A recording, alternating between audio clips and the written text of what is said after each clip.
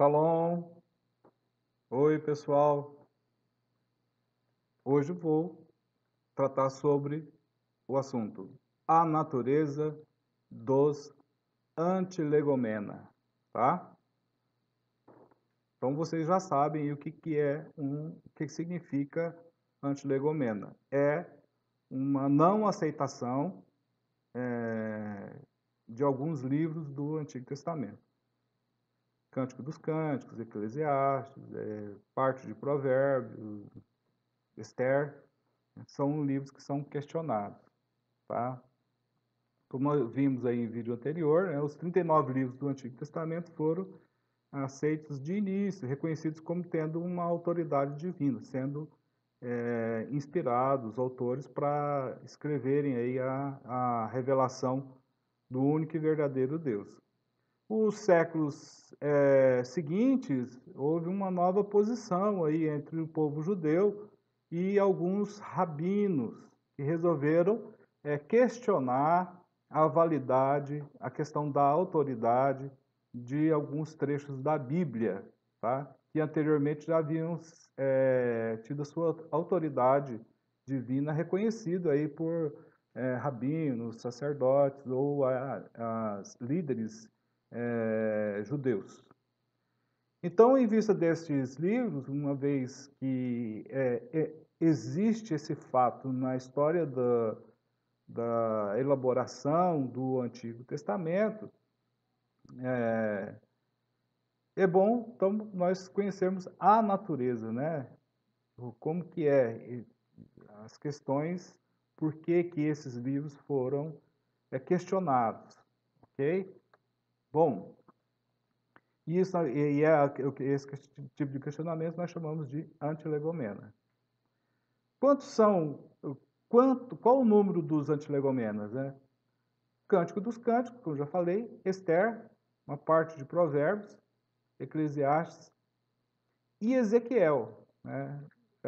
O Cântico dos Cânticos eu já falei o porquê, o motivo, Esther também, Provérbios também, Eclesiastes e Ezequiel, principalmente os 9, 10 últimos capítulos, que descreve a possível existência de um terceiro templo em Israel. Você pode ler lá na sua Bíblia, na sua casa, onde você estiver, e você vai ver que há a descrição da construção de um terceiro templo, né?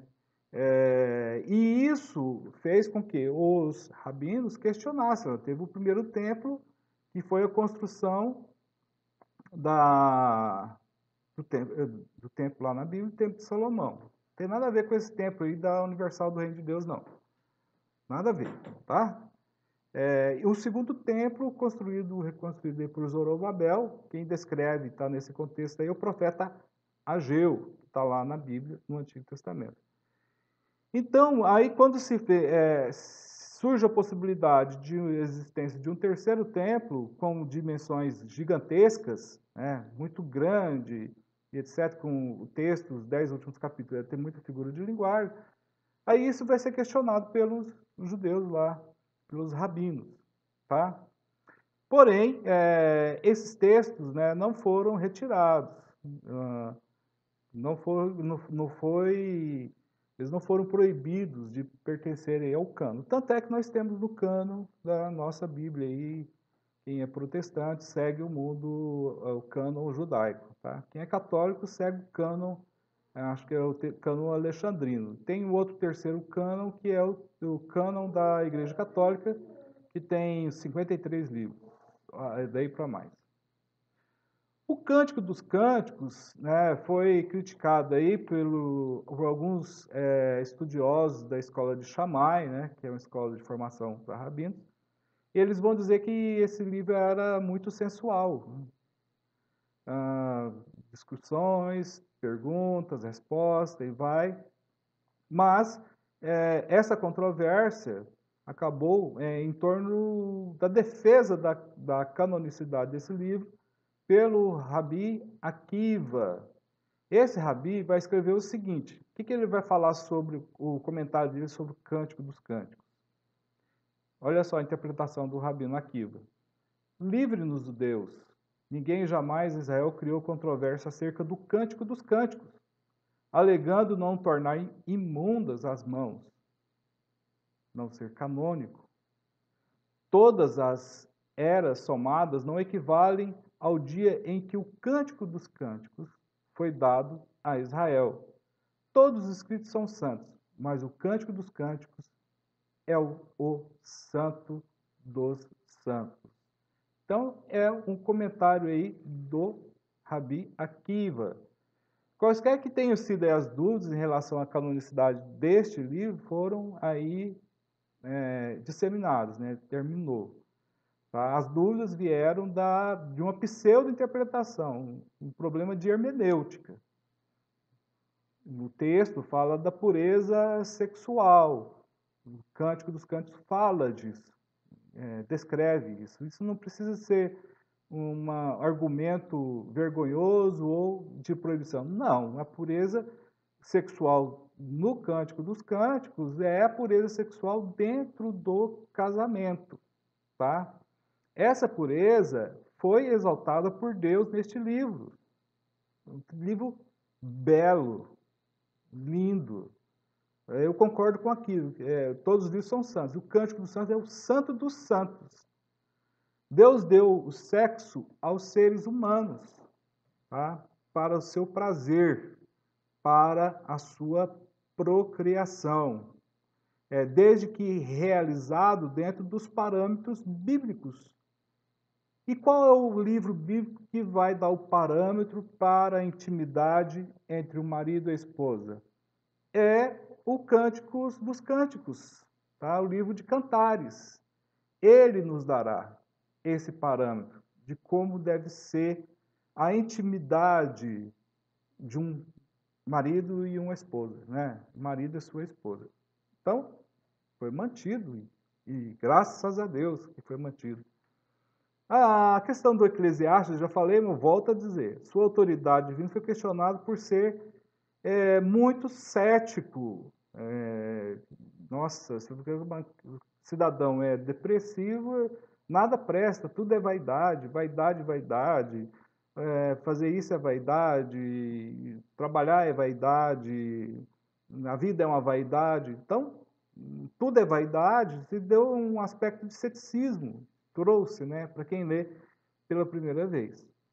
Porém, assim como o Cântico dos Cantos, foi dada uma interpretação errônea aos seus textos, aí uma pseudo-interpretação, um problema de hermenêutica por aqueles que falaram contra o livro de Cantares.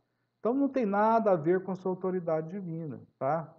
Cada uma dessas observações, aparentemente céticas, tem como objetivo mostrar que todas essas coisas, longe de Deus, não vale nada. Lá no final do livro, a conclusão do livro responde tudo que o escritor vem dizendo que é vaidade, vaidade. Daí, quando você está lendo Eclesiastes, chega em Eclesiastes 12, verso 13, olha o que diz, a conclusão do livro já no final, Eclesiastes 12, versos 13 e 14. Tudo que foi falado anteriormente, tudo é vaidade. Olha o que diz. De tudo que se tem ouvido, o fim é: teme a Deus e guarda os seus mandamentos, porque este é o dever de todo o homem. Porque Deus há de trazer a juízo toda a obra, até tudo o que está encoberto, quer seja bom, quer seja mal. Então, por esse motivo, o livro foi mantido. Tá? Espetáculo. Ó. Tudo é vaidade. Só não é vaidade servir a Deus. O de Esther é em virtude lá do não aparecimento do nome de Deus, que também já falei em um vídeo anterior. Tá? Só que a canonicidade foi questionada. Mas a gente pode perceber, durante a leitura do livro, a mão de Deus, o livramento de Deus de um primeiro ato de antissemitismo da história do povo judeu, do povo de Israel, que foi lá no reinado do Persa, né, durante o Império Persa, lá, que foi arquitetada a morte de todos os judeus do Império Persa, né, nos mínimos seus detalhes. Muitos estudiosos vão dizer que a omissão do nome de Deus foi proposital para impedir o plágio de outras nações, dando crédito a outros deuses, né? Então, algumas pessoas vão afirmar isso daí. Mas é evidente que ali Deus é o provedor, é o libertador da nação de Israel. O Ezequiel, como eu já falei, né, lá da escola de Shammai, né, eles vão falar que é um livro, os 10 últimos capítulos, anti-mosaico, anti-lei, anti-torá, tá? Seus 10 últimos capítulos. E esse texto aí também foi criticado por ter uma tendência gnóstica, tá? O gnosticismo é muito forte no período aí, é até hoje, né? Mas nesse período aí do primeiro século, segundo século depois de Cristo. As contradições com a Torá, o mesmo não poderia ter sido canonizado. Foi então, mais uma vez, uma questão de interpretação e não de inspiração. Existiu esse terceiro tempo? Não. É questão de hermenêutica e também de pseudo-interpretação por alguns. Poderá vir a existir, né? Virá a existir. De Provérbios, é o capítulo 26 que eu já li também para vocês. O insensato não responde de acordo com a sua insensatez. O insensato responde de acordo com a sua insensatez. Então, um fala para não responder e outro fala para responder. Ok? Foi mais um erro de interpretação, um erro de hermenêutica. Pois o que está demonstrado aqui, há momentos que devemos responder e há momentos que devemos ficar calados, tá? Bom, e assim são os antilegomenos. Com relação aos livros apócrifos, principalmente os que estão aí na Bíblia Católica, que a religião católica utiliza, então vamos esclarecer esse aspecto aí dos livros a mais que tem na Bíblia utilizada no mundo católico. Então, o ponto com maiores divergências do Antigo Testamento está na aceitação e não nos chamados livros apócrifos. Apócrifos em latim é oculto. Esses livros são aceitos pelos católicos romanos e são rejeitados por protestantes e judeus. Então, protestantes e judeus têm livros a menos, 39 livros. Católicos têm livros a mais de 39. 46, não me lembro o número exato, mas tem a mais, tá? Judite, Macabeus, Tobias, 1º e 2º Macabeus, Acréscimos em Daniel. Essa palavra apócrifa advém do grego, eu falei latim, também vai ser utilizada no latim, mas a origem dela é na língua grega, que quer dizer oculto ou difícil de entender, tá? Não é um significado quando quando eu encontro com um casal, eu falo assim, seu livro esse aqui são livros apócrifos, não tem um sentido pejorativo, negativo. Apócrifo que é difícil de entender. Questão de história, se você lê 1º Macabeus, 2º Macabeus, aquela história existiu. Leia lá, você vai ver que existiu, tá? Mas não tem esse preconceito, né? Não é uma palavra preconceituosa, negativa, não. É no sentido de difícil de se entender.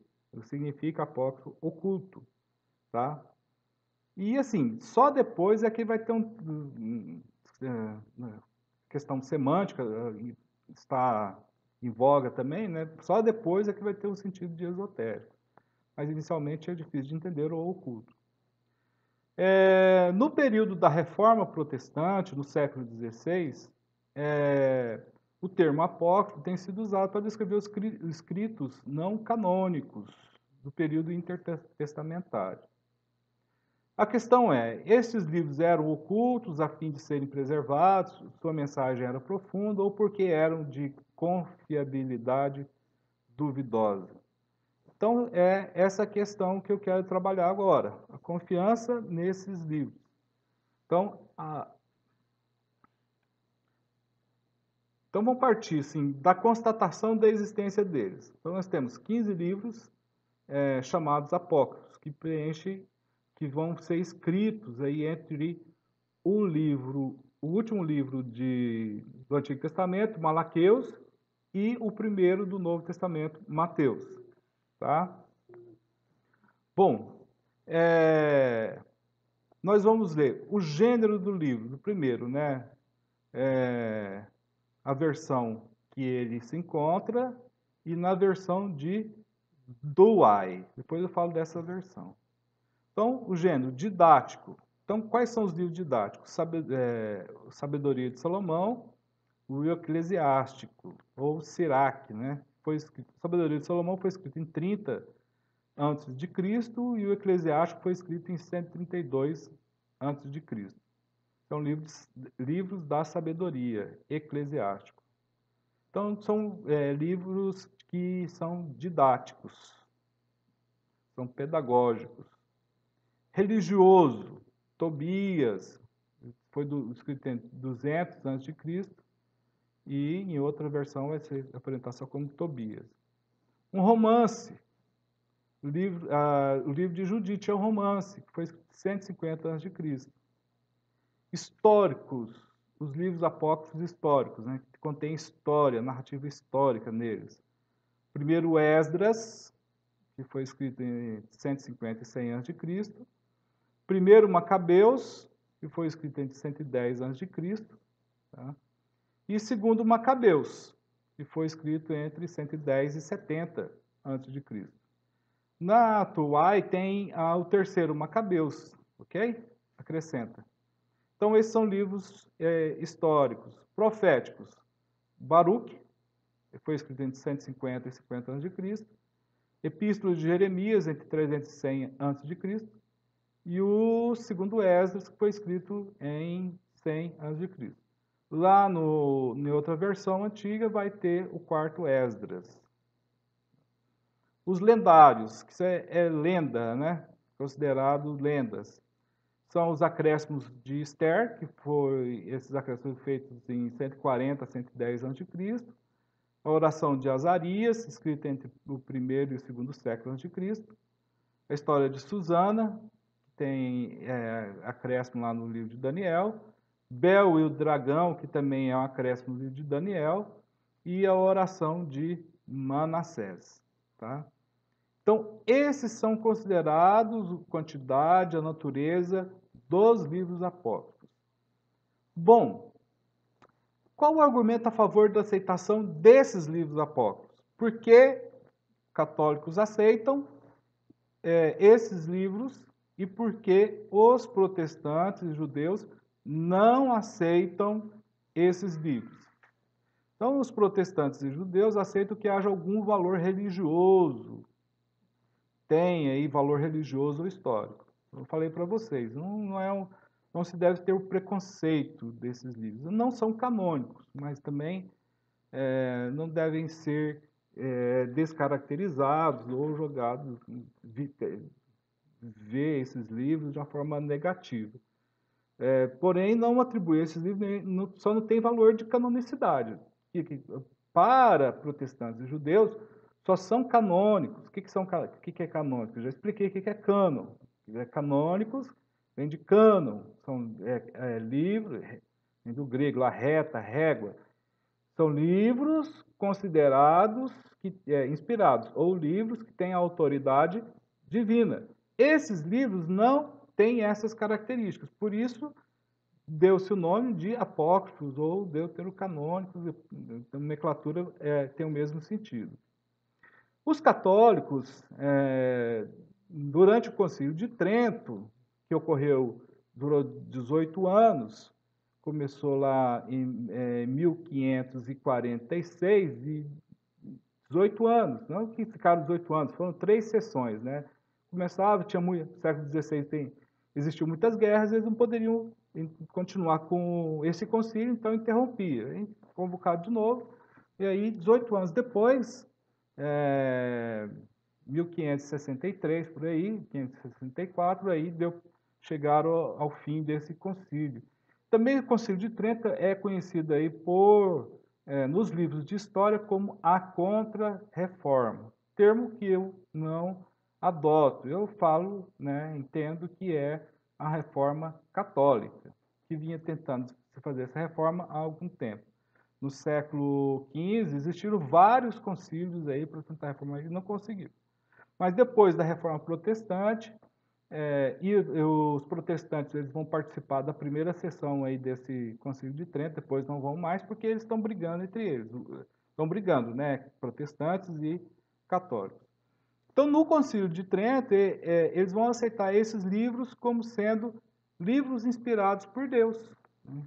E foi Deus que ditou, tem a mesma autoridade de inspiração que os outros livros. As alusões no Novo Testamento. O Novo Testamento registra alguns fatos e pensamentos desses livros aí, apócrifos. Tá? Hebreus, por exemplo, fala de mulheres que receberam seus mortos pela ressurreição. Isso faz referência, segundo Macabeus, no capítulo 7 e capítulo 12. Tá? Olha só o que diz Hebreus 11, 35. As mulheres receberam pela ressurreição seus mortos. Uns foram torturados, não aceitando o seu livramento, para alcançarem uma melhor ressurreição. Esse mesmo trecho tem lá no 2 Macabeus 7. Tá? Então, aí os católicos, está sendo citado no Novo Testamento, então, se esse é inspirado, de onde saiu também é inspirado. Os apócrifos fazem alusões ao Novo Testamento. E vários outros exemplos, só que estou citando um. Os chamados pseudepígrafos também são citados no Novo Testamento. Está aqui um texto bíblico do Novo Testamento que eu já citei também. Por exemplo, essa passagem aqui está nos livros chamados pseudepígrafos. 2 Timóteo, capítulo 3, verso 8, diz o seguinte: E como Janes e Jambres resistiram a Moisés, assim também esses resistem à verdade, sendo homens corruptos de entendimento e réprobos quanto à fé. Então, essa parte aqui está nos livros, consta nos pseudepígrafos. Outra questão também que os padres do Concílio de Trento resolveram adotar é que esses livros, o emprego que o Novo Testamento faz desse livro, advém da Septuaginta. O que é a Septuaginta? É a versão do Antigo Testamento em grego, que foi feita uma tradução por 70 anciões, em 70 ou 72 dias, eu acho até que essa história é lendária, eles traduziram o Antigo Testamento do hebraico para o grego, para os judeus que não sabiam falar o hebraico, que moravam em Alexandria, que é uma cidade fundada por Alexandre o Grande, e que era um centro intelectual e que existiam vários judeus que moravam ali. Então fizeram a tradução da Septuaginta, que é uma versão grega da Bíblia hebraica, versão dos 70, faz referência aos 70 tradutores. Essa tradução foi realizada em solo alexandrino, e essa versão é a mais citada no Novo Testamento pelos judeus, pelos cristãos primitivos. Por quê, professor? Porque a língua comum no Império Romano, o Império Romano não anulou a antiguidade clássica, a cultura grega. Então se falava o grego, né, em todos os lugares, depois venceu o latim. Mas a língua de domínio de muitos cristãos primitivos de comunicação era o grego. Então eles liam, tanto judeus e cristãos passaram a ler o Antigo Testamento a partir dos textos gregos. E lá no texto grego, que é a Septuaginta, tem os apócrifos. Então, pelo fato desses primeiros cristãos utilizarem o texto grego do Antigo Testamento, fez com que os padres do Concílio de Trento adotassem esses livros também. Esse argumento a favor. Os mais antigos manuscritos completos da Bíblia, né, os mais antigos que nós temos, que foi preservado aí, antes da descoberta de todos, né? Aqui tem todos os textos bíblicos. Na Caverna de Qumran tem porções. O único livro que tem todo é o de Isaías. Fora esses, os mais antigos, aí toda a Bíblia é o texto grego, E o texto grego contém os apócrifos, tá? No Antigo Testamento. Outro ponto favorável para colocar esses livros como sendo lá no Concílio de Trento é a arte cristã primitiva, né?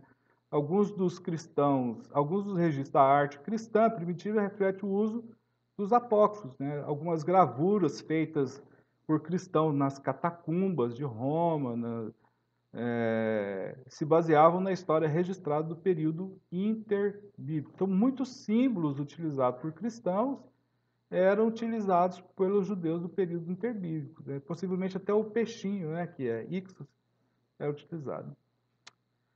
O outro argumento a favor dos apócrifos é que os primeiros pais da igreja, o que são pais da igreja? É um termo carinhoso dado aos primeiros líderes do cristianismo. Nós chamamos isso de esses primeiros líderes, pais da igreja, né? No primeiro século, nós chamamos os que sobreviveram no primeiro século foram discípulos dos apóstolos, nós chamamos pais apostólicos, e a partir do segundo século, até o terceiro, quarto, chama-se pais da igreja. A área de estudo do argumento dos pais da igreja é a patrologia. Principalmente os pais da igreja do Ocidente. Esses pais da igreja, o centro intelectual deles, de conversa e debate, era o Alexandria. Então, eles utilizaram o texto do Antigo Testamento, então, a Septuaginta, e eles citavam os textos apócrifos. Com relação a um pai da igreja, o Agostinho, né? O Agostinho vai ser o grande pai da igreja que vai articular uma teologia filosófica muito bem elaborada, que influencia tanto católicos como protestantes, aí até hoje, tá? Que é o Agostinho de Hipona, bispo em Hipona. Então ele vai ter muita influência aí nos concílios da igreja, ele tinha muito conhecimento. Então, nos concílios que a igreja fez em Hippo, né, Hipona e em Cartago, Hippo foi 393 depois de Cristo, Cartago 397 depois de Cristo, relacionaram os apócrifos com os canônicos, tá? Então, a partir disso, quem fez essa defesa pública aí desses livros foi o Agostinho. A partir daí, a Igreja Ocidental passou a utilizá-los em seus cultos públicos. A Bíblia, o cristianismo inicial, antes do século XVI, não tem uma Bíblia oficializada. O cristianismo católico romano. Eles utilizaram aí, durante a Idade Média, a Vulgata, que é a Bíblia em latim. Só no Concílio de Trento é que aí a Vulgata é oficializada como a Bíblia oficial da Igreja Católica. Então, deu-se uma versão só para toda a cristandade católica a partir do século XVI. Eu acho até que muitos protestantes têm que adotar também uma versão no meio de tantas versões que vão surgindo por aí, com um interesse único de mercado. Tá? Voltando aqui para o texto, só essa viajada aí para colocar minha opinião. Então, no Concílio de Trento, 1546, que é o concílio reformador aí da Igreja Católica, vai proclamar os livros apócrifos como livros canônicos. Então, desde então, a Igreja Católica passou a aceitar os apócrifos como detentores da autoridade divina e espiritual. A Igreja Católica vai utilizá-los como sendo livros inspirados. Então, o uso não católico, né, as Bíblias protestantes aí não adotam esses livros, eles vão, protestantes, reformados, luteranos, batistas, anabatistas, vão denominar esses livros que não tem na Bíblia deles como apócrifos, tá? Já a ala anglicana, que é a reforma da igreja promovida por Henrique VIII, na igreja anglicana, usa regularmente esses apócrifos em seus cultos públicos e também nas igrejas ortodoxas, que são as igrejas do leste europeu, que tem maior predominância lá no leste europeu, que também é uma igreja que rompeu com Roma, né? Eles utilizam até, além desses apócrifos, a mais. Se não me engano, eles têm 53, 56 livros no Antigo Testamento, e é utilizado nos seus cultos, nas missas, né? Os pergaminhos do Mar Morto também foram encontrados lá livros apócrifos, tá? Inclusive, esses livros apócrifos que foram encontrados nesta caverna, né, no 1947, esses fragmentos de apócrifos estavam escritos em hebraico, né, o que indica que a comunidade Qumran, os essênios, o pessoal que se refugiou para fazer seu culto nas cavernas, nas margens do Mar Morto, usavam também os livros apócrifos na época de Cristo. Então, gente, essa é a aceitação a favor dos apócrifos. Agora, eu vou fazer a argumentação contra a aceitação dos apócrifos. Por quê? Eu quero mostrar os dois lados, tá? Então, a autoridade do Novo Testamento. O Novo Testamento jamais cita um apócrifo como sendo inspirado. Tem trechos, como eu já li aqui, de livros apócrifos, mas não tem a citação de que todo livro é inspirado, tá? Como a Torá é inspirado, como os profetas são inspirados. Assim como algumas menções a outros escritos fora da Bíblia. Não quer dizer que a simples menção de trechos desses livros atribuam alguma autoridade divina, tá? O Novo Testamento cita os limites da extensão do cano do Velho Testamento e exclui aí os apócrifos, tá? Com relação à Septuaginta, ela influencia na tradução da Bíblia Católica. Já não influencia na tradução da Bíblia dos protestantes ou dos judeus. Por quê? No cânon judaico, o texto escrito em hebraico, ele não tem os livros apócrifos, tá? E esse cânon nós chamamos de cânon hebraico palestiniano, que vem da Palestina, e não da Alexandria. A tradução, a Septuaginta, vem da Alexandria. Então, o centro do saber não tinha autoridade para determinar com precisão quais livros pertenciam ao cânon hebraico. O fato das Septuagintas conter os livros apócrifos apenas prova que os judeus alexandrinos traduziram os demais livros religiosos judaicos do período intertestamentário. Eles pegaram esse texto hebraico e traduziram para o grego, tá? Quando a revelação ocorreu pela língua hebraica, os manuscritos hebraicos, então, têm maior peso, têm mais autoridade do que o que é uma tradução do grego, que eu vou pegar para fazer uma outra tradução, que veio a ser a Vulgata posteriormente. Não é sequer um fato comprovado que a Septuaginta do século I contivesse os apócrifos. Os primeiros manuscritos gregos que os incluem datam aí do século IV depois de Cristo, problema de data também. O outro ponto é a Bíblia cristã primitiva. Os mais antigos manuscritos gregos datam do século VI e seguem até a tradição da Septuaginta. Os primeiros manuscritos gregos do século IV, né? Século VI não. Perdão aí pela informação equivocada. Século IV, os primeiros manuscritos gregos, eles vão seguir a tradição da Septuaginta. Que o mundo falava grego, então aí vai pegar essa influência. Nessa tradução contém os apócrifos, tá? Devemos ressaltar que era simplesmente uma tradução e não um texto para ser canonizado, ok? O Novo Testamento faz menção à Septuaginta, porém não vemos uma única referência aos livros. Tem, o diabo disputava o corpo de Moisés, isso aí está nos pseudepígrafos. O Jambes e Janes está lá no apócrifo. Isso apenas mostra que estes livros eram aceitos, existiam, foram escritos na antiguidade, mas não quer dizer que eles sejam inspirados, tá? A arte cristã primitiva, que é um outro argumento contra os apócrifos, vai argumentar que isso nunca foi, nem será a base para reconhecermos a autoridade ou a canonicidade desses livros. Com relação ao cânon do Agostinho de Hipona, O Agostinho não era totalmente isento de erros. Tá? O único ser vivo que pisou nessa terra que é totalmente isento de erros é Jesus Cristo. Primeiramente, Agostinho supõe que os apócrifos tenham deuterocanonicidade.